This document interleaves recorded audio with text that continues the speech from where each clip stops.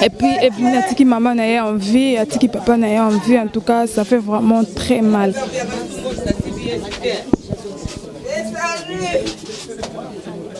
En tout cas, ça qui déjà programme ya kozonga la télévision et ça qui déjà pour la mois de mars ndé annonçant que premier dimanche à mois de mars ndé à kosa la émission naie et si pas bon ça qui bilambane en tout cas ça fait vraiment mal. Ça fait mal. Papa, est-ce que c'est comme tout na boni ya mabe? Oui. Par rapport à l'événement que vous avez Moutaï va définir des moutakoufité. N'abi kaza est malade. Naba décembre. Tout ça on jeudi mon boy. Après na mona komenga vendredi. Virgo zobenga mi Virgo. Na oka bientôt ya hôtel. Na yo hôtel pe dimanche. Bon nakuta ki neta on nakuta ki ba détail ezebelete. Elle est malade. Après, en tout cas, nous avons pu collecter ça une semaine. Donc, chaque dimanche après mon émission, nous avons pu courir au hôtel. Mais après, amélioration pesala, qui jour à sous quand bien pendant là-bas 7 heures. Virgo, tu quand boy pour ni na te fait la kana yo. François Batonga banini bon wa osala pe ko quelque ça na sali akei. Mercredi na banzo benga to zaina Gisèle Fuinga bi. To sai 2 semaines na obenga été na omona été.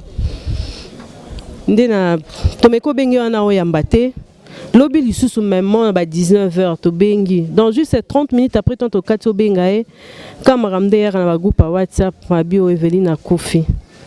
Bon c'était une amie en tant qu'amie natika qui était na Evelyne chaque jour ce qui ya muki ya ko kabolezaki to pesi maman et tout c'était vraiment une sœur une amie. Ma témoignage est belé, ma souvenir est belé, qu'on perdrait pour moi vraiment c'est une perte. Ils ont perdu mon nom, et puis c'est une mère qui m'a amené à 4 ans ou 5 ans comme ça. Donc c'est ça. Non, Evelyne c'est une mère, la maman de Manuela. Voilà. Même sous 8 mois, et tout, mais c'est un peu bon. Ça va commenter sur ça. Evelyne a sa maman, a sa leki, a sa tantine et tout.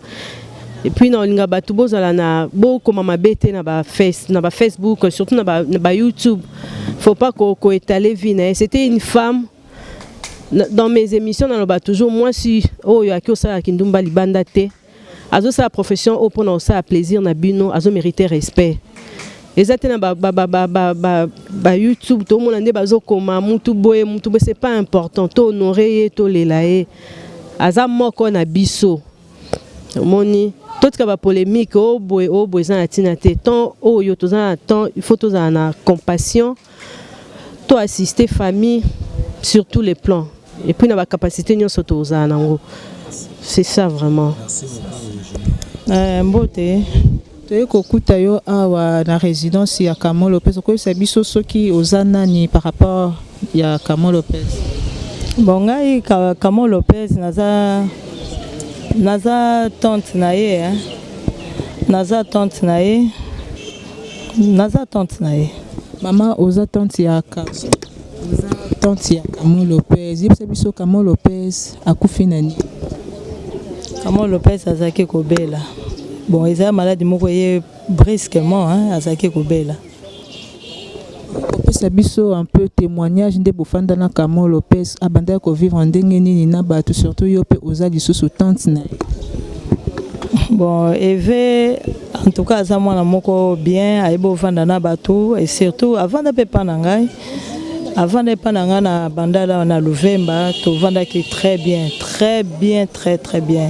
en tout cas naza un témoignage moko mabete pona Eve wana za mwana na ngai. En tout cas, tu vendis bien, tu vendis kitoko. naza na ba bon témoignage pour na ye, elle est très gentille, elle est souriante, aza bolingo makasi, Eve aza na bolingo makasi. Donc ça le biso passe mingi na motema koyoka coup de foudre oyo. Toyebi que ça la passe parce que aux ali moko ya ba ami ya Evelyne oku yebisa biso Evelyne a béli pendant combien de temps? Oui, Evelyne a béli depuis le décembre, hein. Abandon bela, sans tout abandon dérangé. Mais qui peut là, mais sans tout abandon dérangé car sans me dire comment on est avec qui moi bien. Nous avons les mangabi courage car na oya kakabi o tiki nga bendele ngabi na oya. Banda ngapi na kota sur WhatsApp te. Des lobby babutu na friends na okaka. Kopina biso musu Esther ayo binganga o. Makamram na oyo kanga be oyo kanyo Eve na kufi ngabi te. Evelyne te o te ve na kufi ngabi kata non. Tanga yo kata ne Virginie manga ayo binganga ke Evelyne na kufi. Donc eza passe nzambe kazo lokumu. Na kufi na maladie ni. Ah, eza ka maladie ka so ba mais yo ça que notre boss ça yo ka ne dama bien. Et c'est un malaria ba kanki na malaria so 4 plus kingo bando kanga mi ako bouger kingo te kingo e kanga mai mais Nzambika. Souvenir nini oyo na balandi o bazolanda osiko na mikinyo so otika no ya kamara. Souvenir c'est belé. Eve natika nga tazo malamu. Oza batu toza mabena biso, toza batu. So to biasa mabeta kosi. Mais toza batu la mabena biso nga pena mabena ngai. Mais Eve na zamu to moya bolingo, atika batu te. Les contrats nga kuda ko talete. Mais chaque dimanche sur cette émission, il faut Gloria nazoya to passer journée atana zo ko lemba abimisi ngai.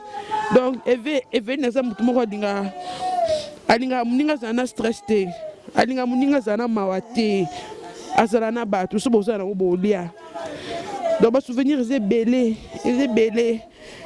dernièrement il n'a voyagé singa binga na okende Chine asenga bilamba bilo ba programme belé moi na ngabi je na ko suma bloko te ka yo ko moti na bloko belé bwendeni est-ce que peut simbongo ote na bwaka ka oti na bwaka ka wana miteke mabanga langeza ifufuta biloko wana ngabite bloke be na yaka na o ndambo asilike ngabi ko lubisanga pesute ngabe to sola pesute après instrument obengani te to mabe to so biso batu mais nzambe zo lokumu so eza nzambe zo lokumu so bata mokili biso so to kufa kaka mutu moto tsigarete. Evelyne atiki bana boni. Evelyne atiki bana moko. Asa ajni. Ana 5 ans. Ana 5 ans bena atiki mwana moko ana 5 ans. Wansi. Azala na awa. Oui, azala na awa. Atiki mwana moko na bité na bité so asa na bité na monite. Evelyne atiki mwana moko ana 5 ans. C'est